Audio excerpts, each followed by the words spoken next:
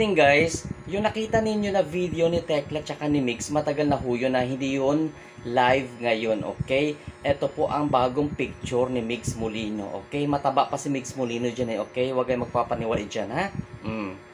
Alalahanin nyo pwede pong gawing live streaming ang lahat ng video, okay?